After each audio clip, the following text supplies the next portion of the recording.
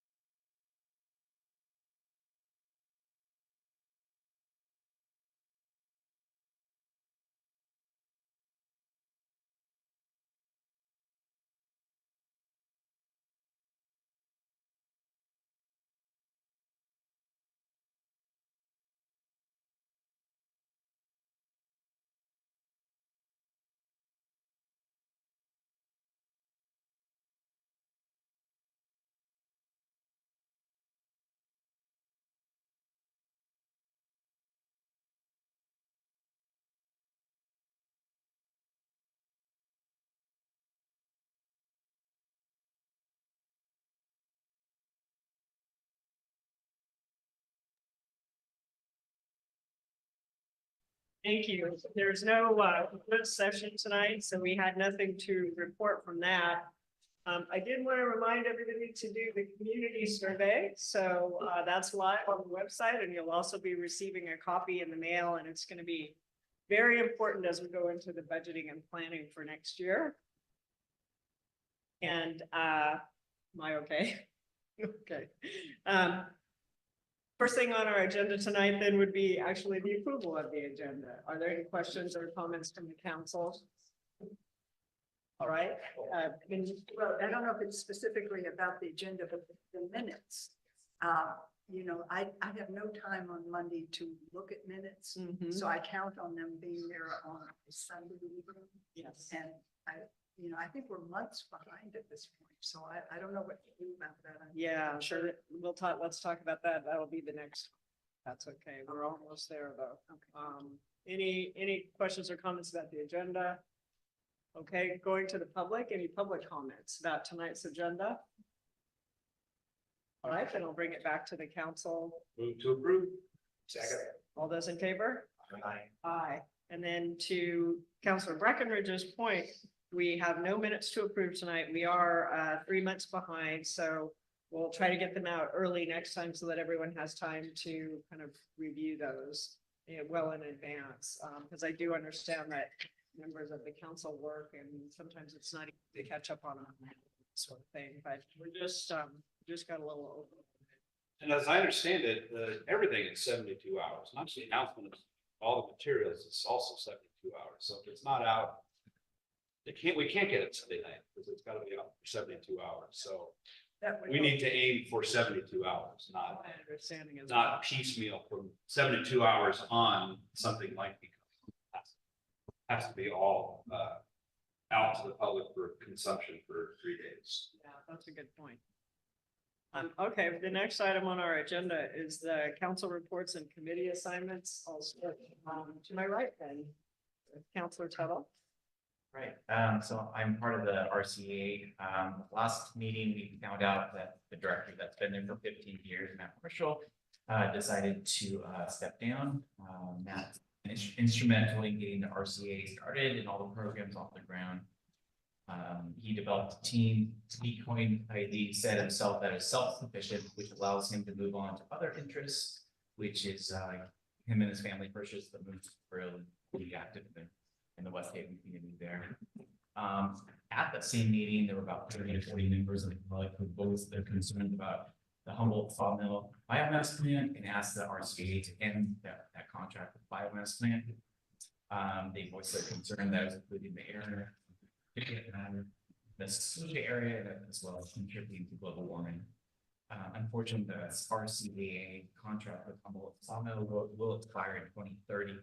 And at that time, the RCA will have many new renewable energy sources online, which will allow them to decouple that current need from the biomass plant. Thanks. Nothing to report that relates to Trinidad. The Transit Authority were our Redwood Region Economic Development. Both boards were mostly handling. I just have a update on the community emergency response team. We had a trailer inventory that we did last Sunday and looked at what was in there and what's needed. And then also a go bag training was done for the CERT team. And the team is still planning to do a public facing event on May 11th. We have a little working on town hall rehab. Jack talked about that last time. And we're going to meet again tomorrow. We're working on looking at updating potentially kitchen appliances, replacing windows in the town hall and painting and things like that. So we're making some progress, but working through kind of the details at this point. About the Animal Advisory Committee, I have talked to people who have agreed to be upon it.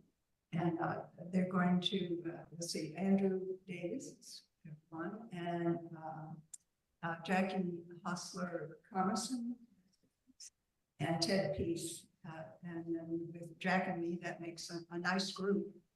I believe they have to be voted in or something tonight. But already I'm getting emails from people in town saying they want this or they don't want that, or, you know. So there are a lot of good ideas. Yeah, that Jack. Oh, we had a trail committee meeting, slip, and began to look at possibly how we could build some posts and get some posts, put it in the ground. We're hoping that we're gonna have another right away on the 16th. Everybody can make it. And it'll be looking at what we might be able to do immediately on some of our trails. So these get started, plus looking at signage. So we're getting some things started. It feels good about it. We're making some progress. Are there? Real quick, does the Trails Committee need any help with those posts, putting the signage on the posts? We're right now we're just trying to develop what kind of close we can put the ground home. Get some ideas. Then we'll be looking at how next steps. I'll try to get back to them too. Yeah, that'd be great. Thanks. Right, any public comments or questions about the council reports? Right, let's move on then to the staff reports, and I'll turn it over to our city manager.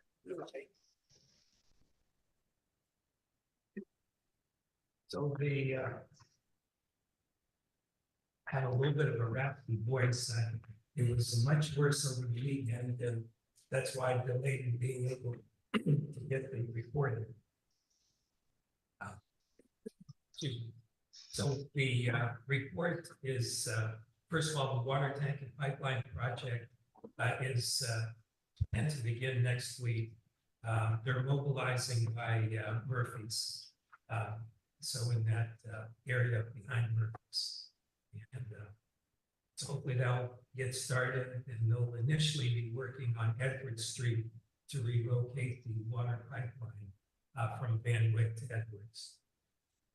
And then any water shutoff notices will be sent to impacted households against the construction. So I don't know if anyone's received anything, but they should give it to you approximately 10 days in advance. I mean, I'm fine with a week in advance, but in the past we had asked for more time. The Absalom Memorial Trail, we had a meeting yesterday talking about rerouting the lower portion of the trail and then opening it in July. So the portion of the trail that meets Old Home Beach has gotten eroded to the point where safety has become a serious issue.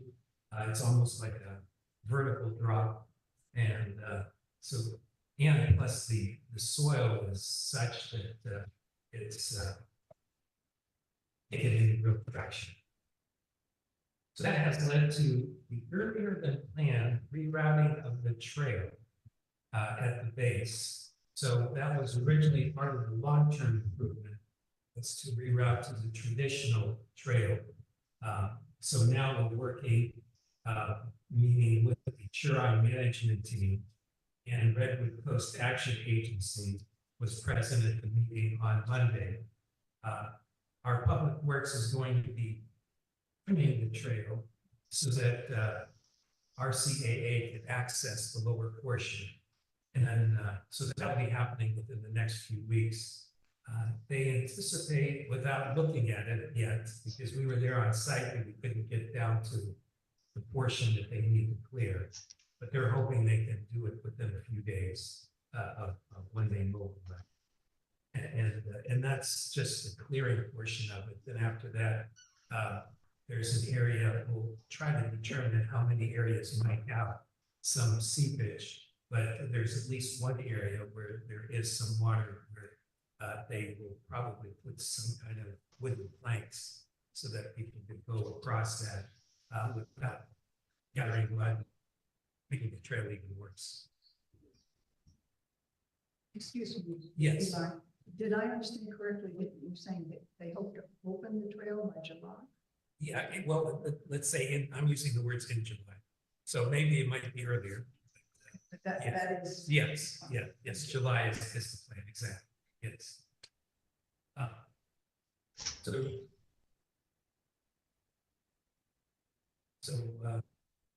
we have the meeting and the GRI management team will address long-term plans at a future TMT meeting. The water plant has been experiencing some high turbidity due to the rains. As a result, the staff has ordered media. It's coming all the way from the East Coast. We were able to get a few other bids, but they were delivering them like in one large bag type thing, you know, which just wasn't practical for our crew. So we got these in individual smaller bags, but it took being able to get it from the East Coast. But that'll be arriving by the end of the month. And water plant staff will be able to take care of changing media, meaning the garnet and sand that's in the 6 filters, and redoing them. Also, the Hardy Rye Celtic Fair will take place on May 18th in here. There will be several bands performing, one of them called Black Irish from Sonora, which apparently has a very good reputation and good following. There will also be dancers performing. Irish food, artisan vendors will be located outside, basically right along the tennis court area. Ira's Irish shop from Old Town Eureka is supposed to be there, which would be the first time, at least that we know of, that she has set something up other than being in her shop. Also, a goat will be crowned as part of the traditional ceremony, and then tickets will be sold for the live entertainment in here. And tickets so far are going to be sold at Wild Berries, and they're in the process of identifying a location in Trinidad also to sell tickets. And then Jack Tuttle and Trevor and myself and you, I think, anyway, a few people from the TCLT, the Trinidad Coastal Land Trust, and then also one of our grants people, Angela, all met at the playground, proposed playground in Saunders Park. So we were talking about possibility of getting swings and slide and so on. So I don't know if Jack has any further details that he wants to share, but this is in the preliminary stages, and we're trying to figure out exactly where it could be located there. Right, so a handful of families in the community came up to me and asked me for a playground that would be open all the time, because the playground at the school is mostly closed through the summer, through the after school program. So we're thinking about, you know, using grant money and be able to have a public park. I'm hoping for something similar to it's a little bit smaller than the Crescent City Beautiful Park, but something beautiful, wooden. But we're definitely gonna be putting out to the public to ask for feedback of what they were looking for to kind of blend into the community. That use part of the pasture property, or is this more in the park area? More in the park area, and maybe take out some of the concrete. There's discussion about even taking out the possible. It's not being Yeah, used. it's not being used. Other, sorry, Eli, did you have more information? Yeah, I covered my staff report, but then I have my Anita report. Okay. She has some questions, so I Okay. did want to follow up on that. So first of all, total amount paid for the month of February and March to Coleman Engineering. So we have not received the March invoice yet, but we did receive the February invoice, and that's $11,042. It was higher than the prior month, and the main reason it was higher was because of the turbidity at the plant. The bill itself shows all of the calls, meaning it just gives time after time after time where the alarms were going off. There were even several power outages that happened, so that all entailed extra time. So that's the main reason. Said 11,000. $42. Then total amount paid to Pacific Watershed Associates thus far in 2024. We've received one invoice for 2024. And the total there, the fine print, is $1,486. And that was basically part of a agreement that we have with Green Diamond, where staff goes to check with the Leavenworth Creek stream crossing and road stormproofing inspection. That's called for in a grant that needs to happen every year. So. Eli, can you tell me how much it costs us every time the power goes off? Do they have like a specified amount of like hours they bill us? No. Excuse me. I'll look at the invoice to see. I mean, it's not a specific amount. It's just reported as a power outage, which requires extra attention. But then what happens is Phil requests that one of the two guys that are in town respond to the plant, because they have to physically turn the plant back on when the power outage happens. We do have a generator also, but for some reason, they have to go ahead and turn the plant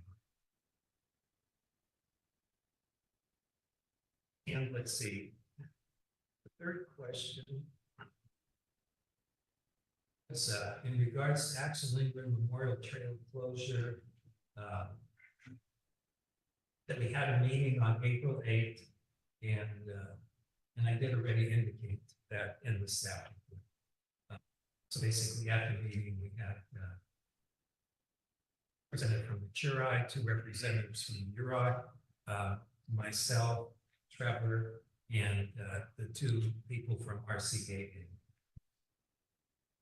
Other than that, it was stated in here, the Axel Lindgren Trail closed in February 2023.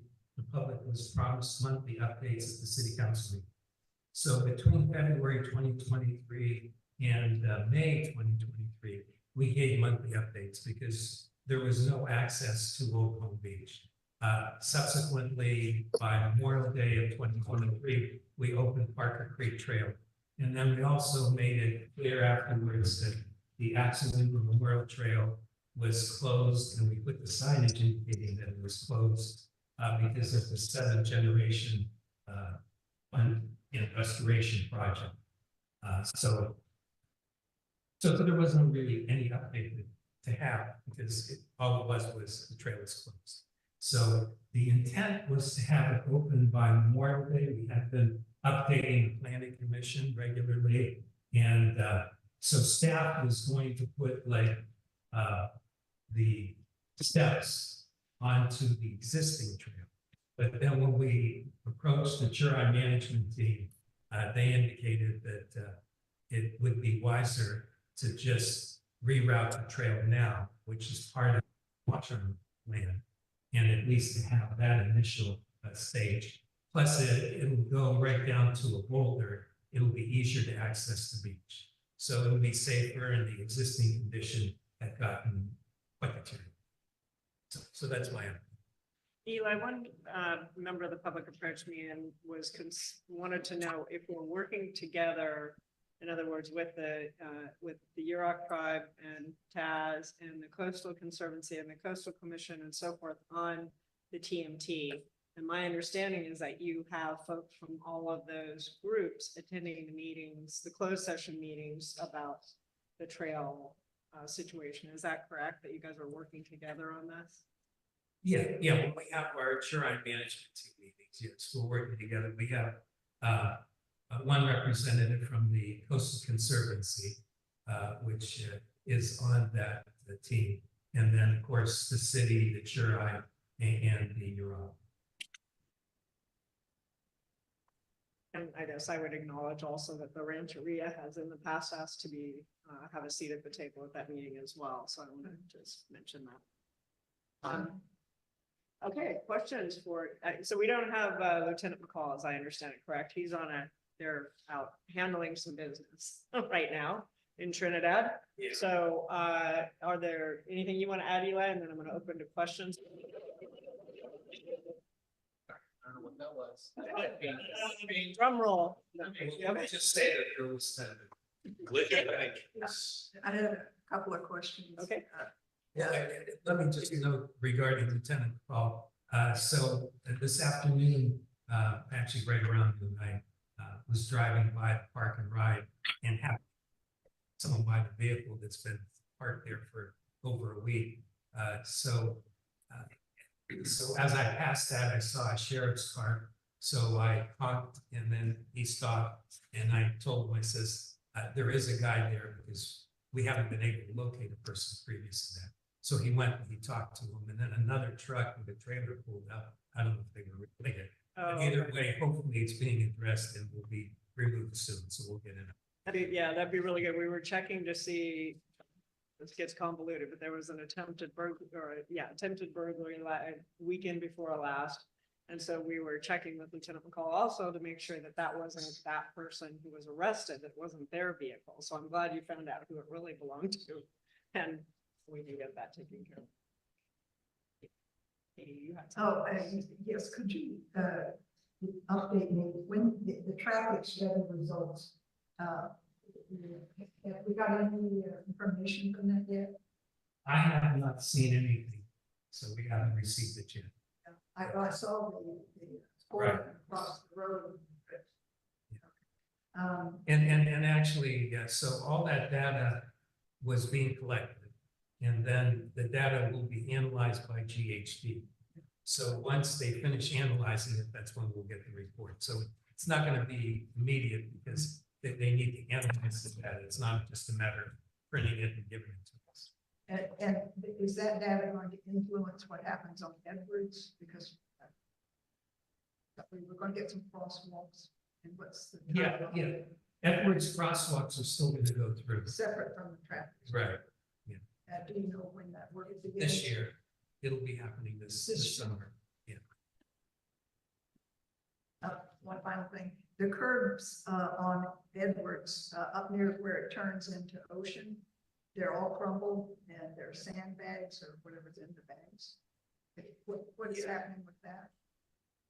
Well, we had put the sandbags to help with the water at that point, but our city engineer had been on site along with Public Works, and they had placed the sandbags temporarily, but and then also Jack had indicated about that area. So the city engineer is aware of it, and between city engineer and Public Works, they're going to come up with some solution to that curve. Questions or comments for you? All right, I will open to any public questions about the staff report. I don't see any other questions. Thank you, Eli. That was really great. At this point, we will open then to items from the floor, and this is items, members of the public can comment on things that are not on tonight's agenda, generally up to about 3 minutes. So if there's anything anybody wants to mention to the council that's not on tonight's agenda, this is a great time to come forward. All right, we have no items from the floor, so I'm going to move on to the consent agenda and ask the council members if there is anything in the consent agenda that you would like to pull tonight or any discussion you'd like to have.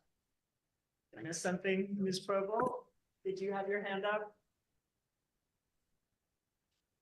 She just came off mute, right? I'd like to pull number 4. What's that? Number 4 on the consent agenda. Okay. I'm sorry. I accidentally unmuted myself. I apologize, Hey, city that's council not members. actually raising your hand, so we just make sure we didn't miss you. Yeah, thank you. It's kind of like, we're swiveling our heads back and forth, trying to make sure we don't miss anything online. So thank you, Jack. So Jack would like to pull number 4. I know also that Tristan Cole is here. If anybody has any questions, he could answer things, but if there are none, then we won't pull that either. So. And I did want to indicate on number 7 and 8, the end of both of those task orders, it says executed on April 9th, 2024. We're not actually going to be executing it. You're going to be approving it, but we won't execute it until we get Caltrans to. Just for a point of order, do we now go to any public comments before we vote on that, pulling that from the agenda, from the consent? Oh, Is that? yeah. Just checking. Okay, are there any public comments about the council pulling item number 4, which is an award contract for on-call city engineering services to GHD? All right, no comments from the public or any concerns about that, so I'll bring it back to the council. And all those in favor of moving that agenda item to tonight's agenda, from the consent to tonight's agenda. Oh, I will make the motion to move that. I'll say. Okay, Jack seconds. All those in favor? Aye. Aye, thank you. All right, so we will make that our first agenda item. So Eli, did you want to walk us through that a little We bit? need to now approve consent, the rest of it.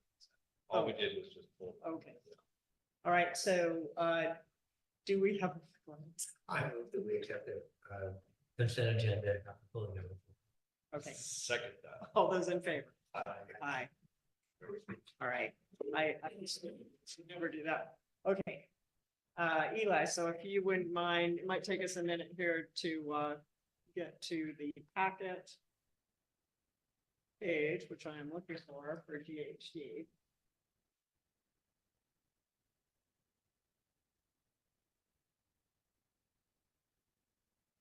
Okay. You got it? So- Okay.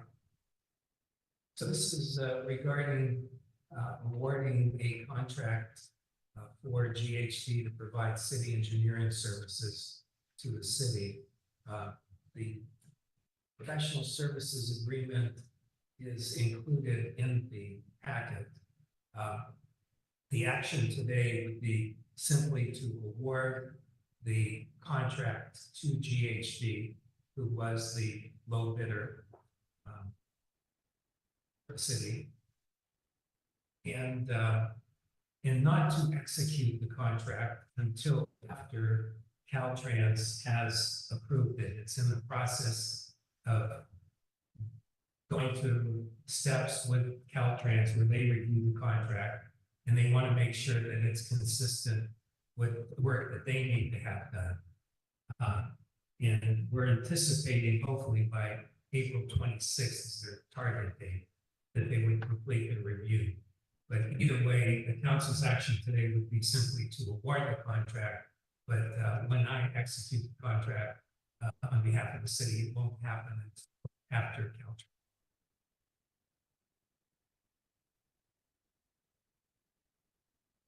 You have a question? Or? No, I don't think so. I just wanted to I just really wanted to know a little bit more about it, so.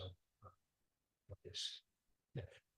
So when I read it, it just seemed like there was a lot of money going into it. I didn't have a real clear picture, so I thought we could know more about what you done.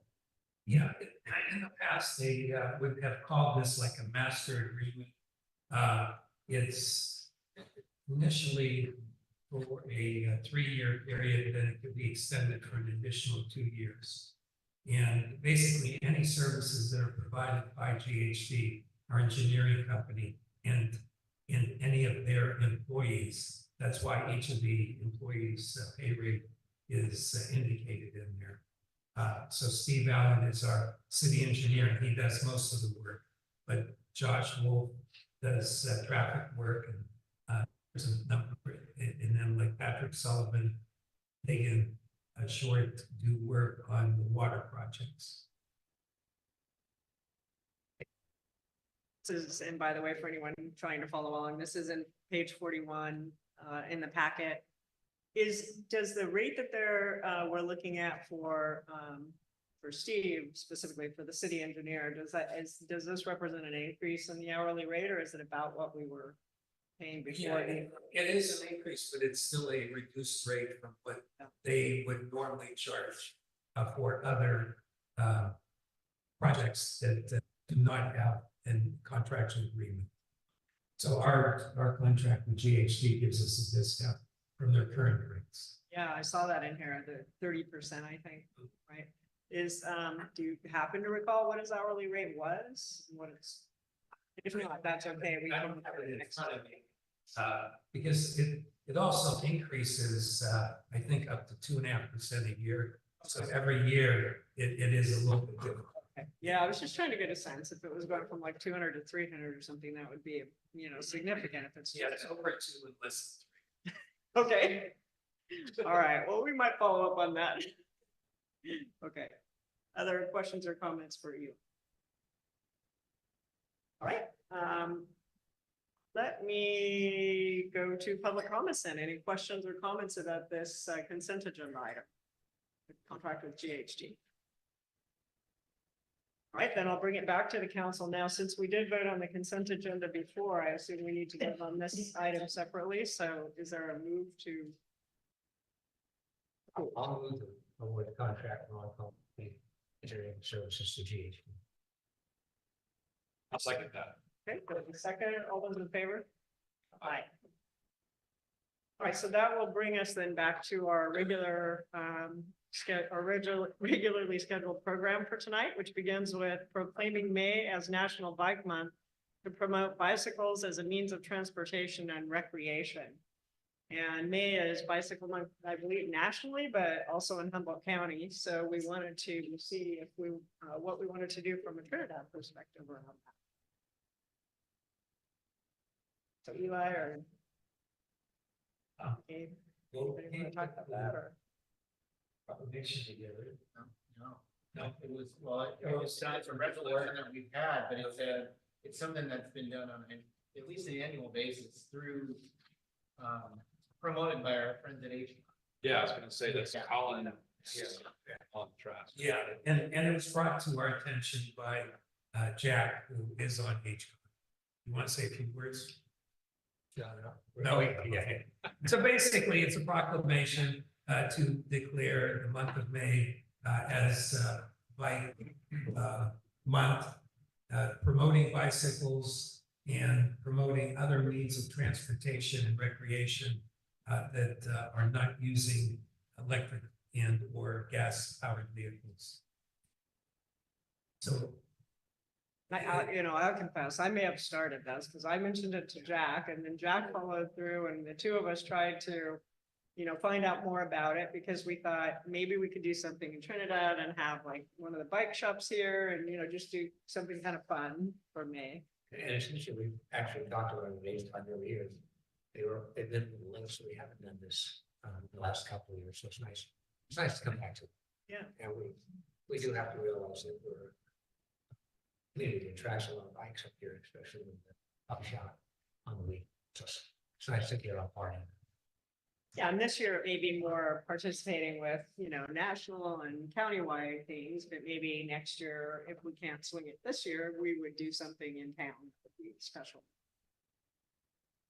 Great, so that's that. To add, yeah, currently the RCA, Red Brook Coast is, giving a $500 rebate for e-bikes. So to get more people to bike long distances to work back.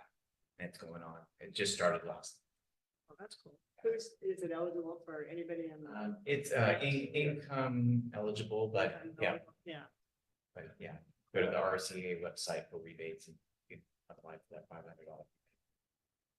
I had a question about proclaiming this. We don't have bike paths or designated areas along the roads that are for bikes. I know a lot of cities, they do have lanes that are for bikes. Does that in any way put us in kind of legal problem that we proclaim this as bike areas?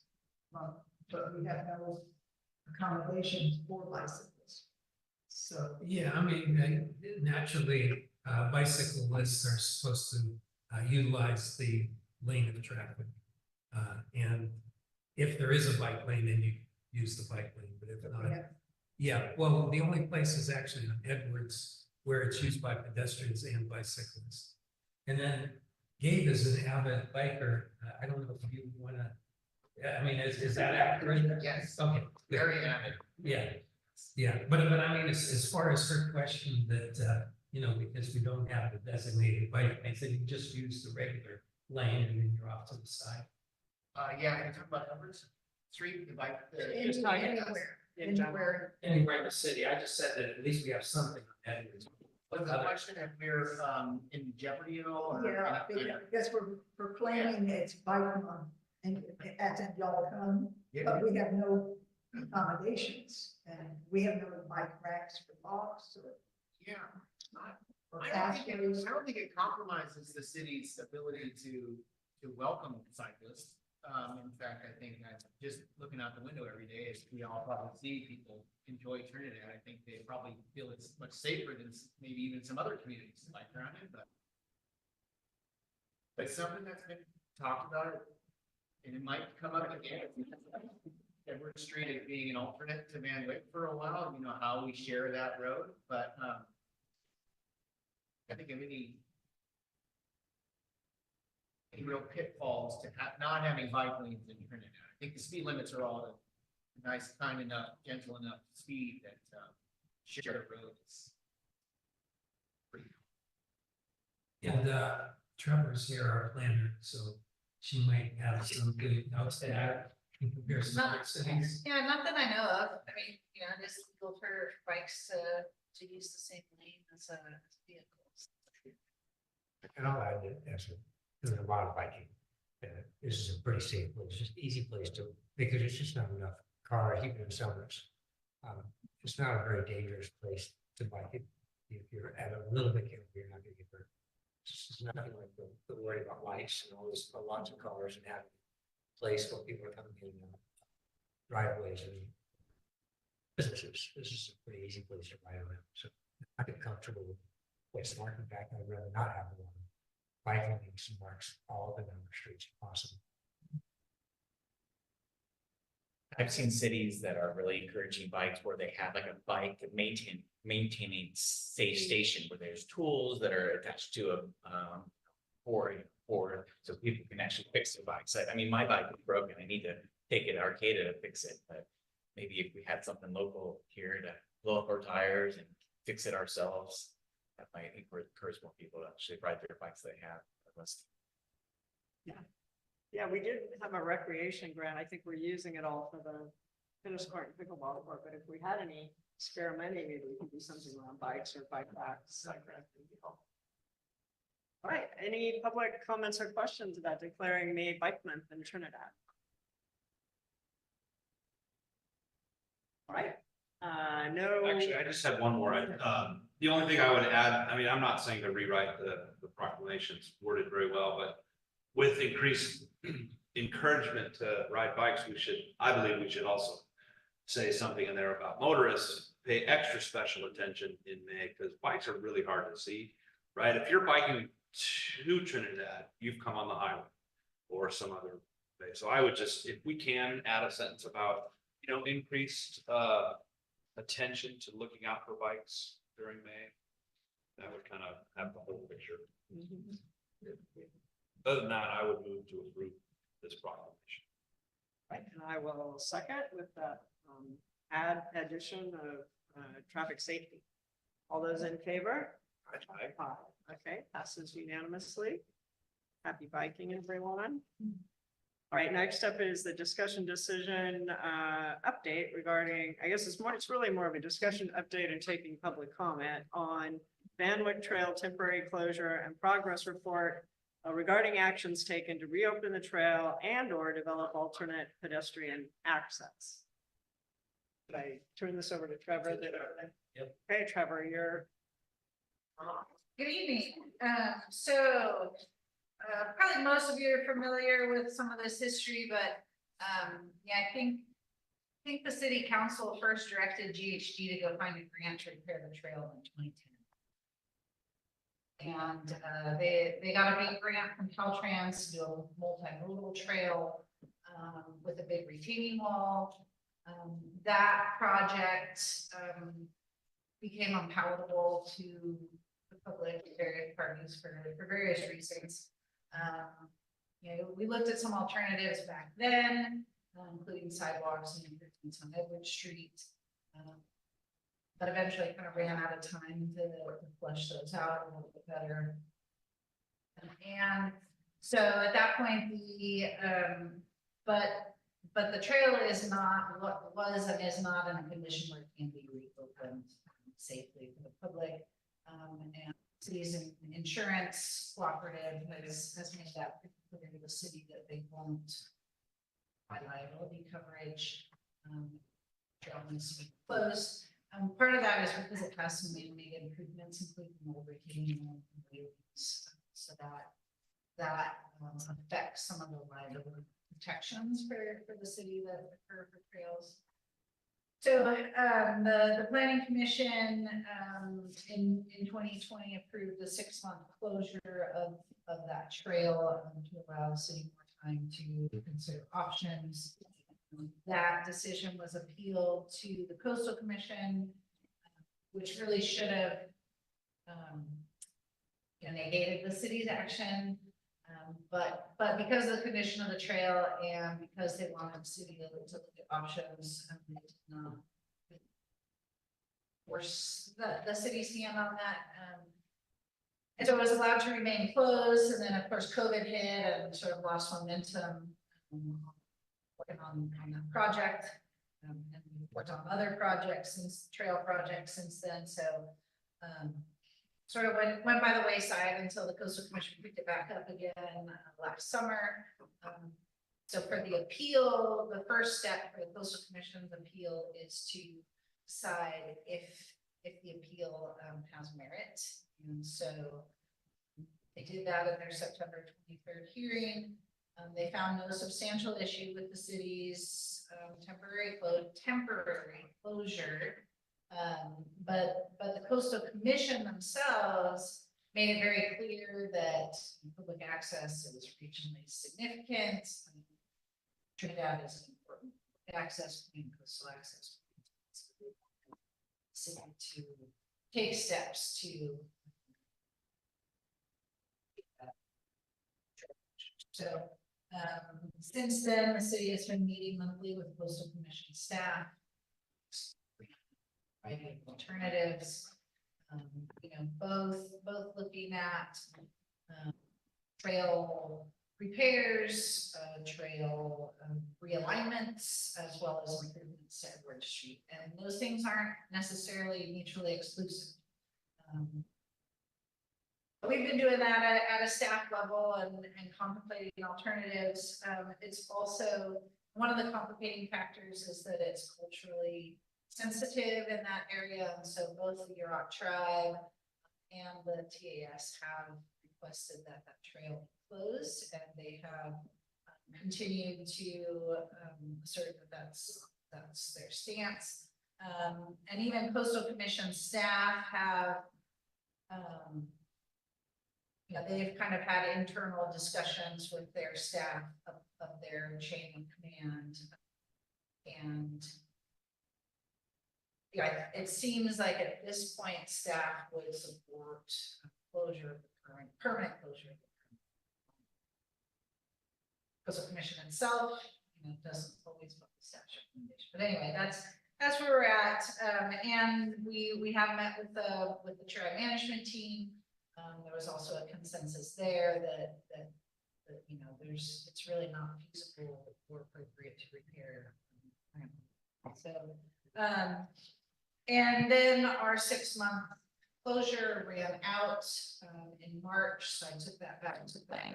It can't be open in its current situation. And so the planning commission did extend the closure for another 4 months, like 6 months, I believe. But they also made it very clear that they want staff to really make this a priority in terms of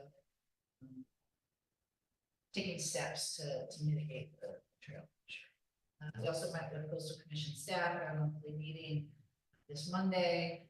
And again, they also, you know, really stress the importance of some short-term improvements on Edward Street that can be done quickly to mitigate the closure of that trail, because it really, you know, there's limited pedestrian access from the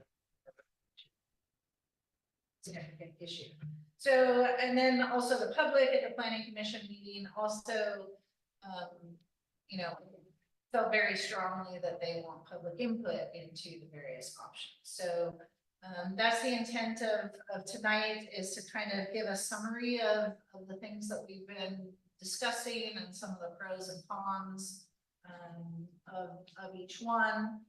And so again, I think staff wouldn't recommend opening the trail in its current configuration or trying to do short-term repairs. I mean, the council could, you know, consider that further, but you know, that's not recommended by staff at this point. We are looking at the possibility of moving the trail upslope. So that requires cooperation of 3 property owners that own that land upslope. City staff have met with them. You know, there's no details or plan worked out, but they are at least open to considering that as an option. But again, that's, you know, it's going to require easements or purchasing of property, so that's going to take time. So yeah, I think staff at this point would recommend that the city council look into implementing some kind of temporary short-term type improvements on Edward Street to improve the existing walkway that's there. A couple of narrow points. So back in 2001, 2002, the city removed parking on the south side of Edward Street in order to put in that shoulder. And it is narrow in some locations. I will note that, you know, the lane, the developed portion of Edward Street isn't particularly wide, but the right of way itself is quite wide. And you know, there was some concerns when the sidewalk was proposed in 2017 about the loss of some private improvements. And I'll just note that one of what I thought was one of the most interesting findings of the parking study that we did, which I haven't had time to finalize, but is out in draft, is the number of encroachments in the city. And so I think that's really an issue that city council is going to have to grapple with in the future, not just on Edward Street, but in other locations, particularly, you know, if parking is more of an issue, we'll gain a lot of parking by removing some of those. So anyway, so, you know, I think staff is just looking for some additional direction on both long and short term, you know, and from the public, and, you know, solutions for public access between upland part of town and harbor. All right, thank you. So let me start with the council. Are there questions and comments that you want to? I would support staff to move forward with working with the landowners upslope. I've talked with one of them already, very interested in helping our cause. So I think that instead of putting our time and effort onto Edwards, I think we should just really focus our time and effort to get these 3 landowners to cooperate and get that easement done, so we can move forward with this. It strikes me that the Edwards improvement and the Van Wyck Trail, the Edwards would solve the way to get down to the harbor, but it doesn't solve the fact that the Van Wyck Trail is a lovely trail with great views. So I don't see them as sort of exchangeable, interchangeable. Yeah, and I think, and definitely that was some of the public comment, that, you know, Everett Street is not an alternative to Van Wyck. But, you know, Van Wyck may not be there forever, regardless of whether it's moved up slope. And, you know, I think the desire of the Yurok tribe and the Ancestral Society would be to kind of minimize foot traffic there, even if the trails moved up slope, so that we would direct visitors to Edward Street, and Van Wyck would be more of a local trail. You know, we could have Vista Points, there's already a bench, or 2 benches on either side of that closed section, so there could be, you know, Vista Points there, but, you know, I think that, and I think one of the public worries was that if the city does improvements on Edwards, then it will just abandon. But I don't think that you can do both, and I think both would be good. The work we're gonna be looking on Edwards, ready, is already planned. Bill, with that, not that we made, she should talk about it this time. I mean, no, I mean, the crosswalks are, there is, you know, the sidewalk on the north side between Trinity and Hector. But really, you know, crosswalk at Lindo, there's a sidewalk on Lindo, but I mean, it's, whether you're walking on the north side or the south side, you're pretty close to traffic. One of the things that both trails too is to make these kind of connections to your trails so that people will find ways to move around a little safer. I want to, Jack was saying, I think it's really important that I really concentrate on the Van Wyck section, and let's see what happens with the Edwards, how do we get the crosswalks in, and we look at the whole picture of things. There's also some other ideas that might be nice and striping that wouldn't be too expensive.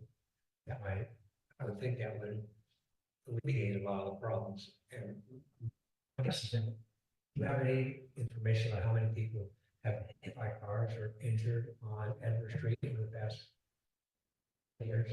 No, I don't, you know, I think the city's road safety plan that you guys did a couple of years ago, looked at that, and, you know, I don't think there's been any instance that I know of, and I think traffic is generally moving slow enough that I don't particularly feel unsafe, but, you know, it is pretty narrow in spots, and it, you know, it could be realigned, you know, if people are going both directions, or you have kids or bikes, it is pretty narrow, and so I think, you know, people would feel more comfortable if it was demarcated as an actual pedestrian. I agree. I just think we maybe really handle that really concentrate on trying to get that trail, the trail put in there. I think would be kind of satisfactory to everybody, at least in the community, who would be using it all the time. Did you want to say something? Yeah, I was just going to mention, as was indicated by Trevor, we want to also have an alternative to Van Wyck, even if we do improve Van Wyck, so that we don't have all that traffic going that way. If people would utilize Edwards where they feel safe.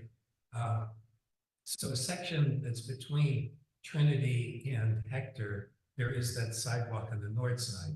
But then if people wanted to use the Van Wyck Trail and use an option to the Van Wyck Trail from Hector to Galindo, there's only that, basically the bike lane that pedestrians also use. So we were indicating that one option is to put a sidewalk maybe on the north side of the street, since the council and the public didn't want it on the south side of the street as one option.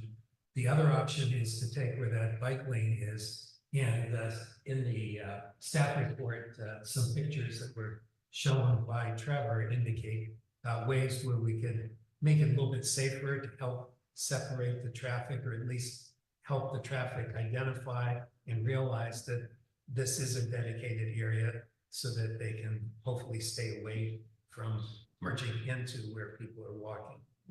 Because currently there's nothing really separating them other than line.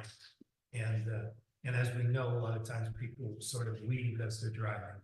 So if there is something there that could scratch their car if they got too close, then maybe they'll stay away from it. If you want to weigh in at all, Steve, or no? Okay. I guess I was kind of thinking of this as a two-parter in a way. One, thinking about the Van Wyck Trail, which we've been talking about for some time. I love the idea, and I want to thank the property owners who are potentially willing, at least, to consider having somebody called it a goat trail or a single track trail.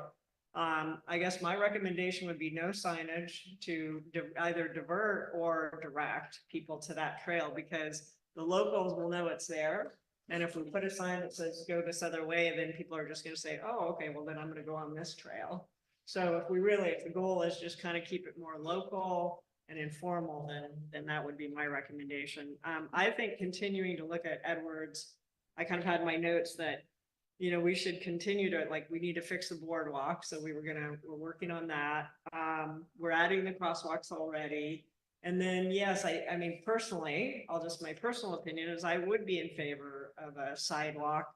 Walking down there, I often feel like, nothing's happened yet, but we don't want anything to happen. So long-term though, I would think we would look at that. I don't think that's a short-term thing from my perspective. So I guess I agree with Councilor Tuttle that, if we could just focus our efforts on trying to get that upslope trail in, I think that would make most of the folks who use it happy. It's also low impact for those who are concerned about the cultural aspects. So I think what I'm hearing from the council is that that's kind of the direction we're leaning. So with that though, one of the main reasons we have this topic is to get public input. So are there public, besides, we did read the comments, by the way, that were sent in, but anything else that anyone wants to add? Mr. Needham. You're on mute, Bill.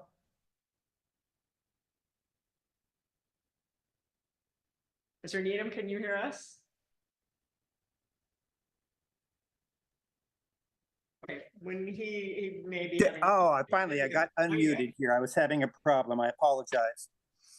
I am a resident of Trinidad and obviously the public representative on the Trails Committee. As you've all noted, it's unanimous by the residents of the city that Van Wyck be reopened. The only issue is whether or not the present trail would have any culturally sensitive impact on any tribal rights. And so far, Mr. Bruce filed a letter saying that he was there when they rebuilt the pipe, and there was no determination of any culturally sensitive areas then. Obviously, if they work at the place where it presently is located and they run across any culturally sensitive problems, they have to stop work and make a decision on how to proceed. So I just don't think that's an issue at all. And if it can be realigned and the property owners are willing to do that, then it should be moved there. But under no circumstances should we simply say, well, it's possible that a culturally sensitive issue might arise, therefore don't proceed. I mean, that's kind of putting the cart before the horse. First, you have to determine that there's actually a culturally sensitive problem before you decide not to proceed. And that's my comments. I would certainly hope that you agree to proceed with the use of the Van Wyck Trail. Thanks. Thank you. Other comments?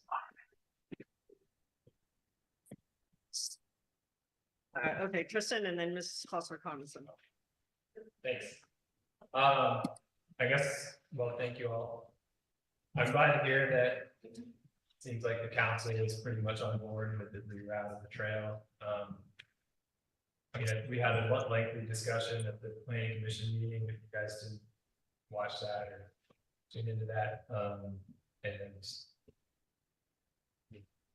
I think there's certainly a lot of frustration among the planning commission over this topic and other trail closure topics. But one thing that really, I guess, bothers me is take us back 3-4 years to when it was originally closed. I mean, I really don't like that the city's like getting strong armed by our insurance company to close these trails. I mean, I wish we could have a meeting at the trail tonight, so that way I can walk the trail in my slippers and you can see that it's passable. Obviously, we know it's rugged. It's not passable for everybody, but it's passable. And I just, you know, I think in addition, so, okay, the city wants to avoid liability by closing the trail because our insurance company won't cover it. I think we're also exposing ourselves to liability by keeping it closed, especially keeping it closed illegally or improperly during the past 3 years during the appeal period. So like, sure, the city is trying to avoid its legal liability or reduce its legal liability, but I mean, there's a lot of people in the city who might say that by having that trail closed, it reduces their overall well-being, and that can be a lawsuit right there. And I totally support rerouting the trail. I just really don't think it needs to be closed during this process that, you know, it's closed for the next 6 months. Who knows if we're gonna have a solution in the next 6 months? Probably not, knowing how things go around here. So, you know, people are using the trail right now as is, even though it's closed, but I would appreciate it being reopened. Because for people who know how to walk on uneven ground, that the trail is passable. And I just don't think it's fair that the city's sort of backing down to the insurance company and just be like, oh, well, I'm not going to take that on. Because our insurance company says that sure, I'd like to see the city to stand up for itself and for the residents. That's all. Thank you. Well, currently, there's an exemption from coverage of the trail by the insurer. The insurer is a JPA of 50 cities, which means that if there's any liability, then all 50 cities share in that liability. But by having the exemption, that means that if we reopen it without improvements, then that pass with the insurance company, then the city is 100% liable for anything that happens. Ms. Hostler-Coniston, I believe you were next, and then Ms. Provo, and then Mr. Johnson. Good evening, everyone. Nice to see you. I'm looking for clarification. I apologize because I'm not up to speed on this project or stuff. Mr. West, maybe at Trails Committee, you guys have been talking about this for a while, but I don't have any background. What I do remember is walking the trail myself 3 or 4 years ago before it was permanently or closed. Whether it was permanent or not, it was closed and the grant was lost. I remember that. Yeah. And I remember our tribal historic preservation officer, Rachel Sunberg, walking the trail and saying it was a culturally sensitive area, but only because of the natural resources, if I remember correctly, not because of, you know, the possibility of burials or, you know, extremely sensitive, but just that cultural proximity to the village is what I recall. So I'm trying to find out, am I correct in those statements tonight? And really, I'm not hearing what you want to do. I'm looking for stronger language regarding that. And I really believe Trinidad Rancheria should be that cultural voice as well. I mean, not just York Tribe, not just Tri-Ancestral Society, Trinidad Rancheria, and maybe you have some things to the tip of our tongue. So just trying to get clarification and get up to speed and make sure the Rancheria's voice is part of the decision. Thank you. Do we want to respond on some of the background? I think it might be helpful for others as well. I'm just gonna tell you that we've decided not to, on the Trails Committee, we're working on a lot of the trails, the Van Wyck and Glendo and the main trails that have to do with the dry, well, the land trails, the land that we have, that we're sharing. We've not worked on those trails at all, so that's why it doesn't come on the Trails Committee. So we've left the Van Wyck Trail out of the conversation we've been asked to, so we work on the other trails. That's why you haven't heard from the Trails Committee. Okay. Do you want to cover the, like, the brief history or? Say, Sherry is also there from the Yes. York Tribe, can Gonna- probably at least share some of Okay, and then that's fair. We'll do that. And then I'm happy to share what background I know, and we can kind of come back to the council with a little bit more clarity on what we're suggesting. Ms. Provolt, I believe you're next. Thank you so much, city council members. You know, I know. Can you hear me okay? Yeah, go ahead. Sorry, we had some feedback. Okay. So thank you.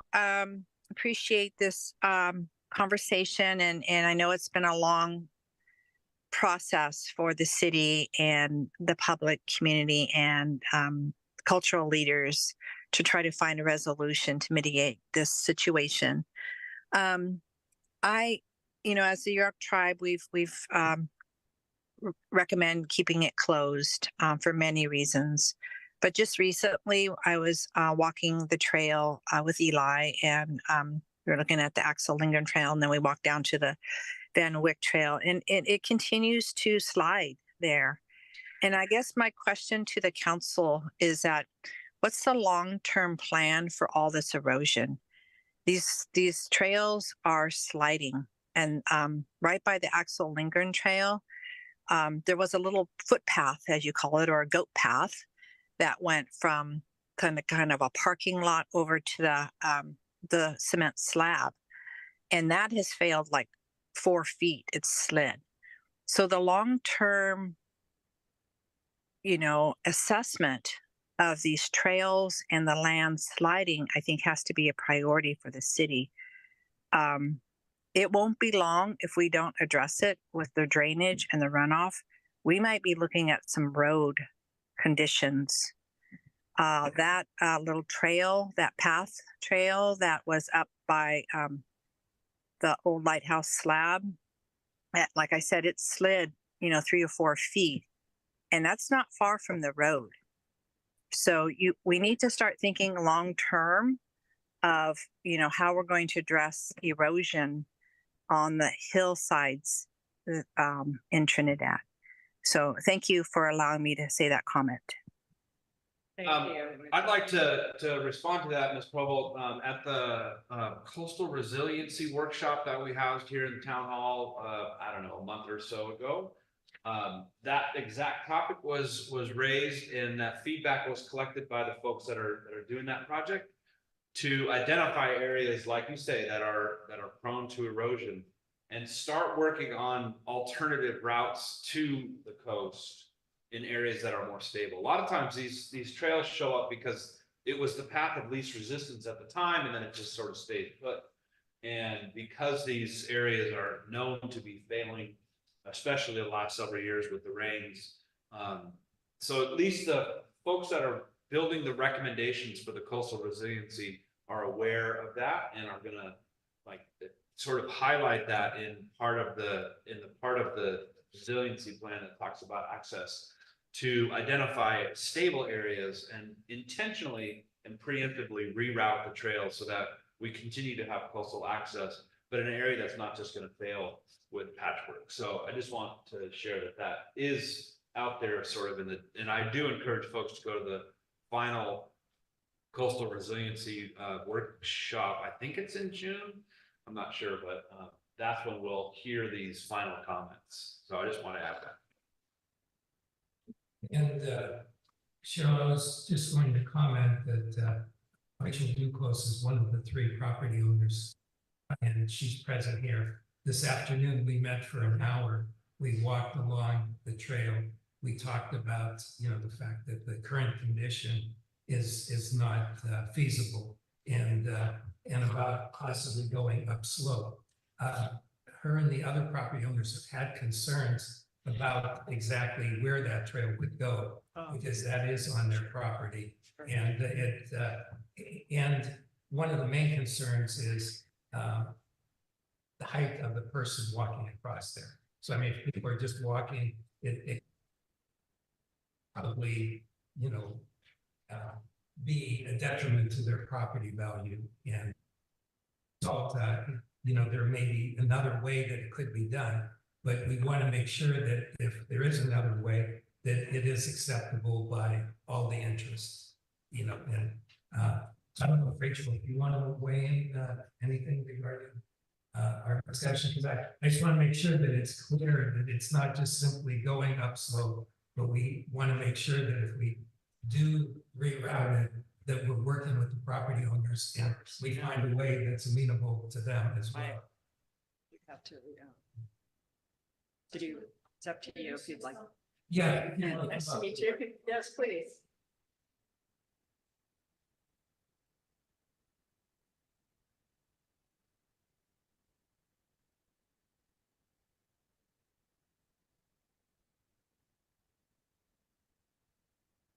So I haven't been to a meeting for a really long time, with the pandemic kind of broke into this stride.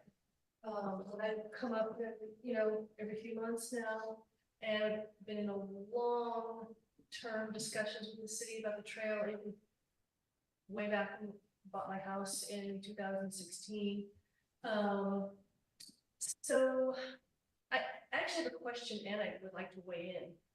I'm finding that I'm more confused, not less confused, about how the Coastal Commission is thinking about the trail. Because I feel like when I watched the appeal last fall, that Trinidad really got dinged for not following procedure or being fast enough to open it. And now the staff is saying maybe it should be permanently closed. So I'm very confused about that. I find it interesting too. I think that's a good observation, because and I think part of it is the difference between the coastal commissioners who made those statements at the September meeting and now talking to coastal commission staff.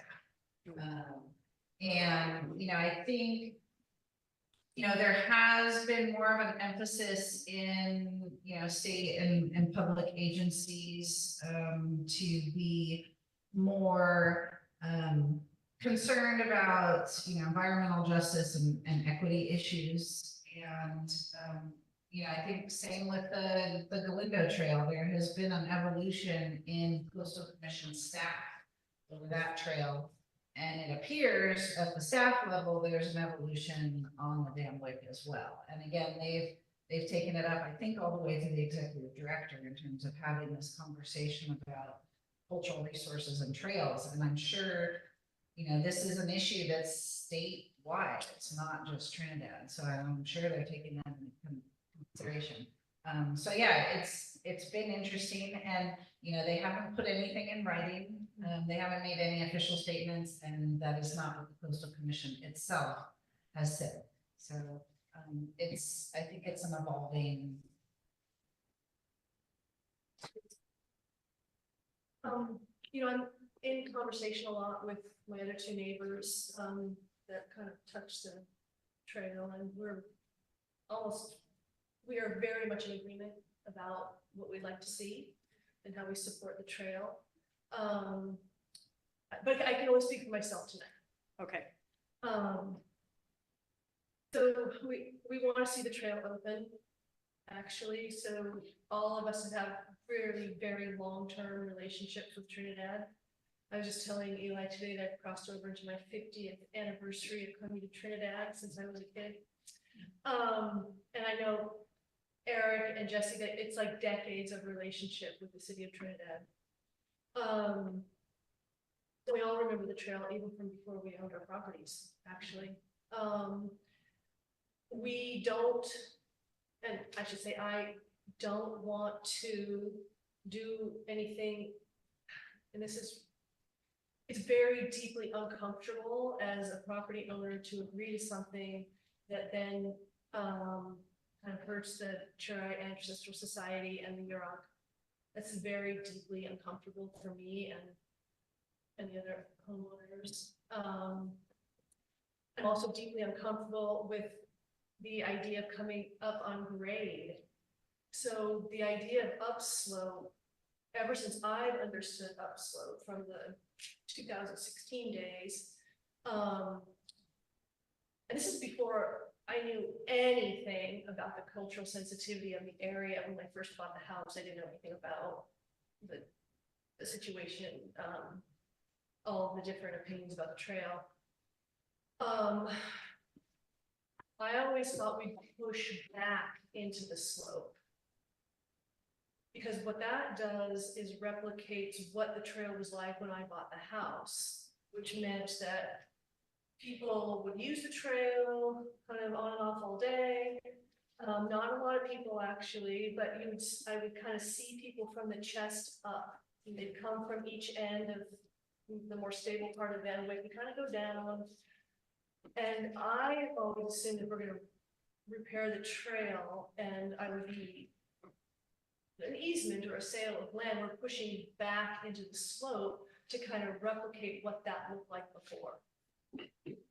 I have gathered and talked to Eli, I've gathered from public meetings that a lot of people are thinking that upslope really literally means like up the slope onto the grade of my property.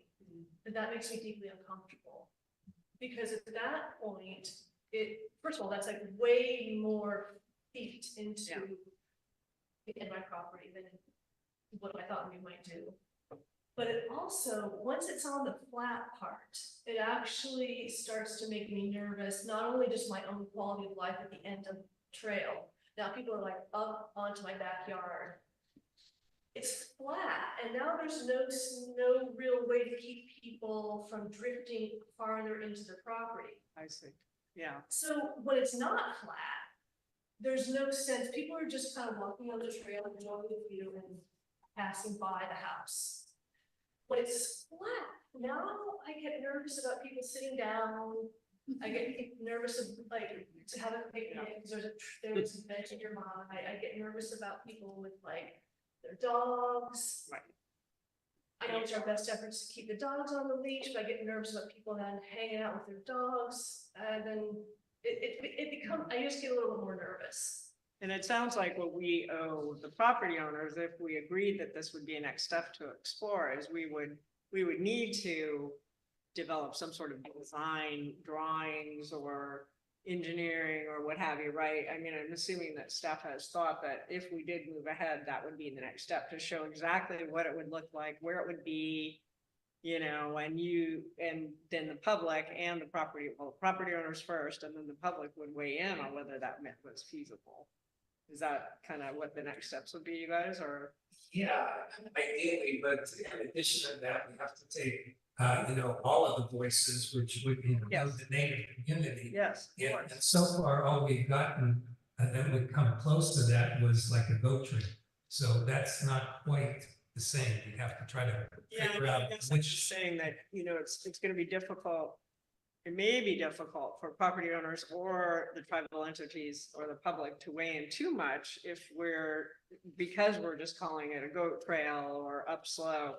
And I think I too was envisioning, I don't know about the rest of the commission, the council, but I was kind of envisioning, oh, we're just going to move it upslope and it's just going to be a little single track trail. And you're right, that would mean it's up onto your property, right? So, and that sounds like that may not be what the property owners had in mind So I'm only speaking to myself on that. Yeah. So I can't speak. at least for you, yes, For me. yes. This has been a big piece of the conversation with the neighbors. We're like, what actually are we talking about? We don't really Yeah, know. so I think we need to figure out, and I think we need to get a little bit more clarity. I think what tonight's meeting is about is hearing kind of, this was good information from you about what your perspective is and what your preferences are.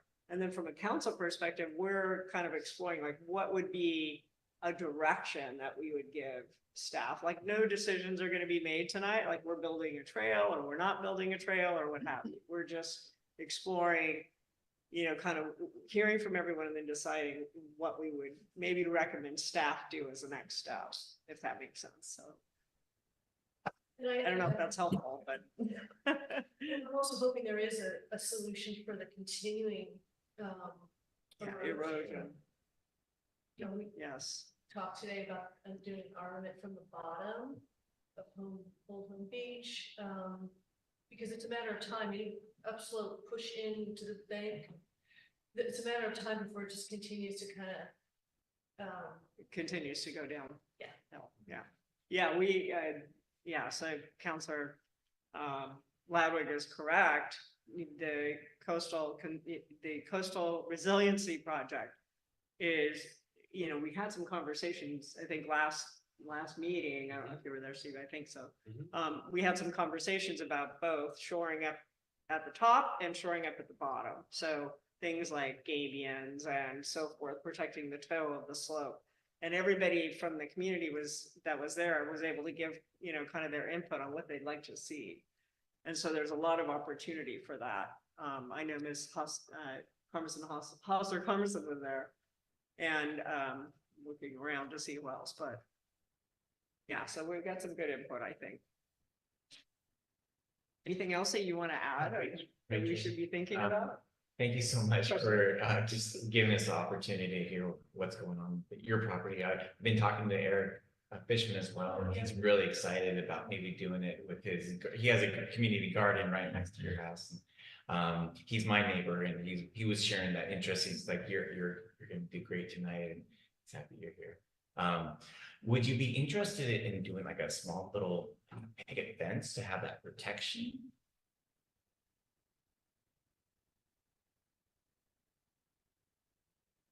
An ideal world for me, Sure. we don't do that, but there is a solution to push into the fill, was fill. Eli and I were down there for quite a long time today. Kind of, there seems to be a logical place for it to go.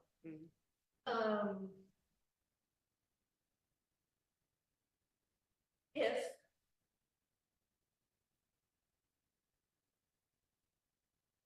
the Yurok and the Churai and the community and there's the money for an armament, everything kind of becomes, everything, all the stars align in every way.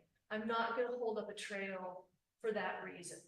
But that would be everybody agreeing that this is a great thing to do. And I don't know how we get to that point anyway with Yurok and the Churai. And again, it's like so deeply uncomfortable to think about doing that against the wishes of the other community members. The last letter received from the Churai Ancestral Society was at the last Planning Commission meeting, and they did note in that, they didn't say they were in favor of it, so I want to be really clear about that, but they did note in that letter that they were considering it. So it didn't seem like they were as opposed to kind of a redirection of the trail as they were to recreating it. Anyway, that was, and I think Mr. Johnson's on the Planning Commission, so he's probably going to comment about that as well, but. That's my understanding about the stance of the Churai Ancestral Society now. I haven't heard that personally, like directly or officially. Maybe they did submit a letter. They sent a letter to the Planning Commission. I think it was the last meeting. Yeah. Yeah.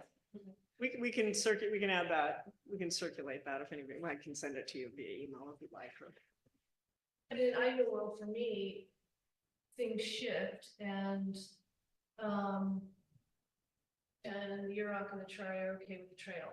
That's really gonna be the hardest thing for me and our neighbors.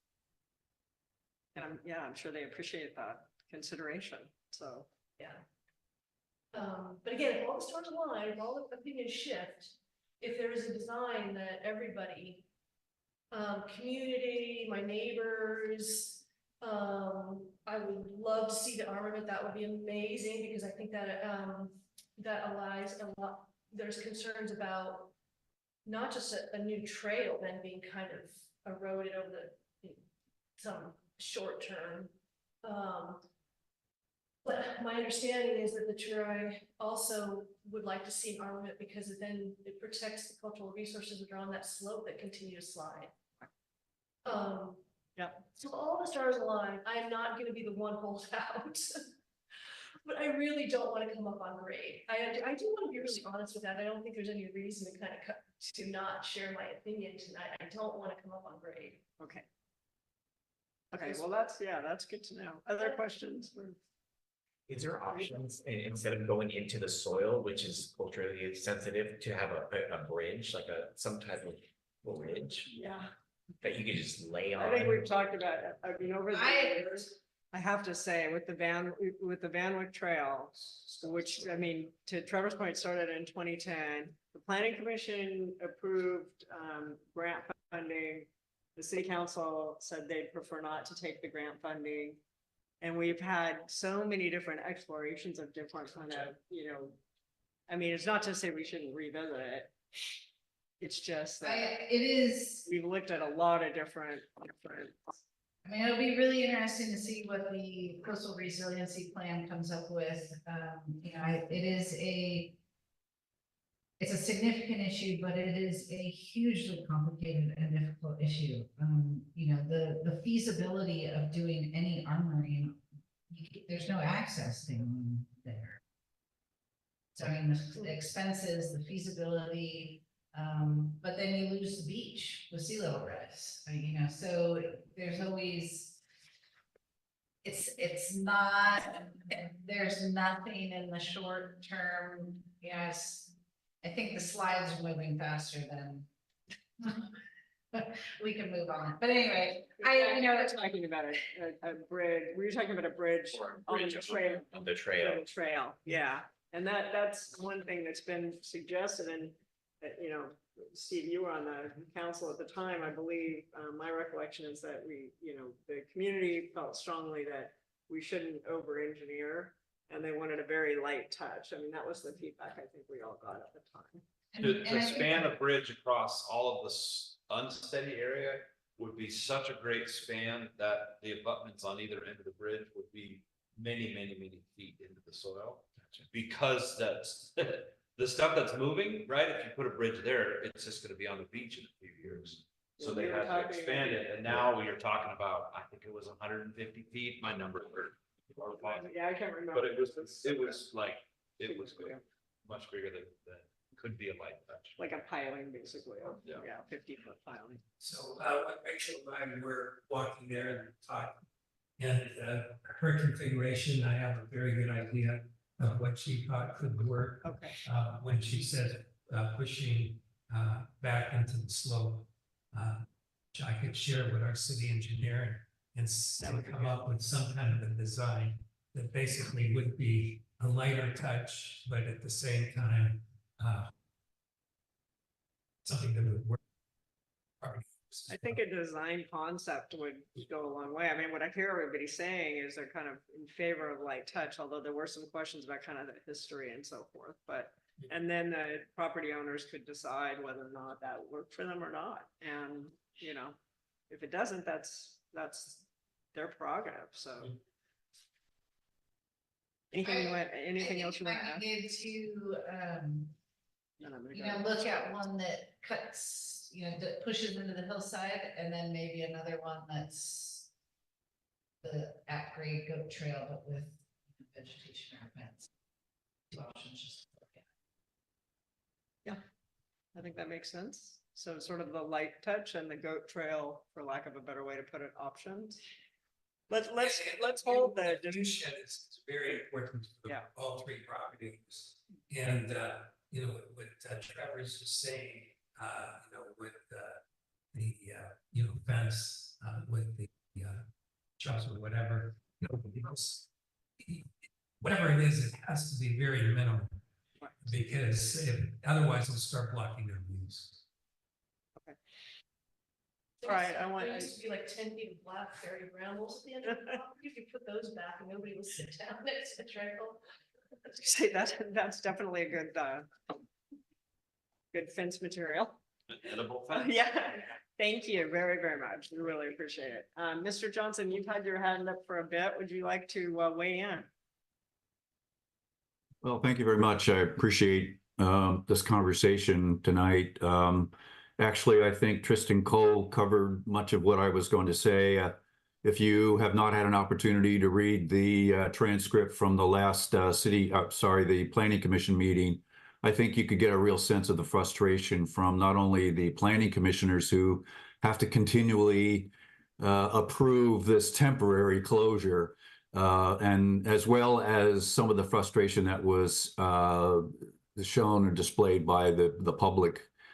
And I certainly appreciate and understand that there are an awful lot of moving parts to this issue, and it's not something that we're going to solve here or probably within the next couple of months or anything like that. But I did have a couple of observations, and one of them is that it's very difficult when you look at the staff report, which just shows several different options, but there's really no decision matrix or decision method that is there that would help the public make some sort of assessment of what makes sense.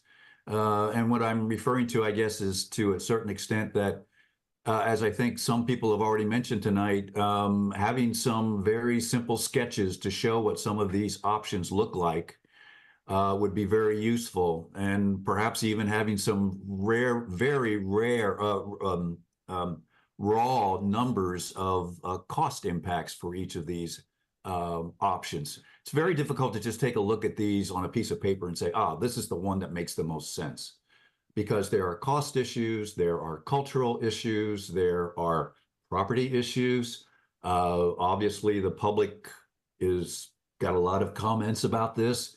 And so with that in mind, I was trying to consider what makes sense in terms of trying to get some more resolution. And I was wondering if it might be useful to have, which we have done in the past, and I think they've been very effective in other organizations, including the Rancheria has done this, and I think are very effective, and that is to bring the public together with all the information that they have and let the public have an opportunity to comment. We can take a look at the various options and the different cost impacts, and perhaps having a separate meeting where people can come together and really take a look at this and put their comments on a piece of paper, and we can slap them on the board, just like we've done in the past. I think might be very useful. I mean, when you look at, I apologize, I had to leave myself, but when you look at the public participation tonight on this very, very important issue, it's not a lot. So I think we really need to figure out a way to better engage the public and get more in from them in terms of what they see or what they view as the future of this trail. And as I said earlier, I recognize this is a very, very complicated issue. And I certainly appreciate everyone that's been trying very, very hard for the last 10 years or so to try to resolve it. But I'm just hoping that we can maybe figure out a new paradigm to move forward on this. Thank you. Thank you. Other public comments regarding the Van Wyck Trail? All right, I'm seeing none, so I'm going to bring it back to the council based on what you've heard this evening. Any additional comments, direction you want to provide to staff? I would just echo what Richard just said, and that is, if we're going to have this topic, I think we need to have something to discuss in terms of specifics, right? So yes, there were images in the packet. I appreciate that, but Like we've been doing more and more, there's a sort of a staff recommendation at the bottom just to consider. And I think that would help. So that's my 2 cents. Yeah, definitely that would be good for the next meeting upcoming. Trevor prepared this report and I think she did a great job because what we heard tonight, we wanted to hear from different aspects because, you know, the most important thing is to try to get people in the planning stages rather than us just to put something out there and then probably get a lot of darts shot at it. Yeah, I mean, And I guess, I just want to be clear, I'm not like in any way, you know, I liked what we had tonight. I think the next step, right?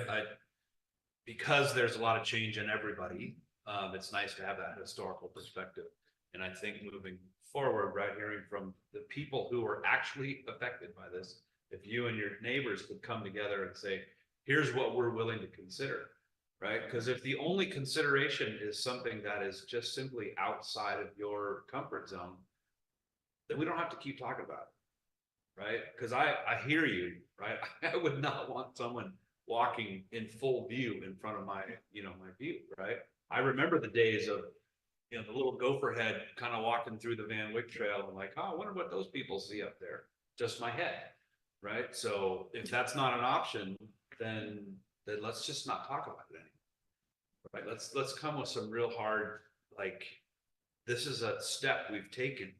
Let's vote on this. And then if it's voted down, let's stop talking about that and look for another option. I think there's another consideration, which is the financial side of this too. One of the reasons that, you know, so back when we had the Caltrans grant and everybody felt that it was over-engineered, it was a $700,000 grant that the city had. And the city relinquished that grant. At the time, I felt like we should have moved ahead because the next phase would have been the engineering side of it, would have just been the conceptual stuff. And then we could have used part of that money to do whatever it was that we wanted to do. But in general, just the community felt like, oh, that's, you know, we don't want to spend all that money re-architecting the Van Wyck Trail. And I have to say, I'm a little frustrated now, all these years later, that everyone's saying we want the trail. So it's like, now we don't have the money. So I just got to be honest. So that's why I'm kind of in favor at this point of something that is low touch, that doesn't cost a lot of money. You know, I would like to explore a little bit more about what the cultural sensitivity is. If it's natural, if it's other, you know, if we have information on that, that would be good. I'm in favor of keeping the trail closed for legal reasons. I do believe that, but I also think, I hear the frustration from the Planning Commission and they're taking a lot of the feedback. So I do think that going forward, we may not be able to agendize it every month, but it should either be agendized or in the city manager's report until we can come up with sort of that straw person proposal of what it looks like. And to Steve's point, we may get the straw person proposal together and the property owner say, well, this is just simply not feasible. In which case, let's not spin our wheels and spend a lot of money. So, and I'm kind of passionate about this one because I can't even tell you how many hours that we have spent talking about the Van Wyck Trail. And we really need to either, you know, do something or just agree to not do something. Because I think we've all reached kind of the level of, I hear the frustration by the Planning Commission and members of the public and ourselves, frankly. So that's it for, and staff. Yeah, we're all like, yeah. Where's the wine when you, no, I'm just kidding.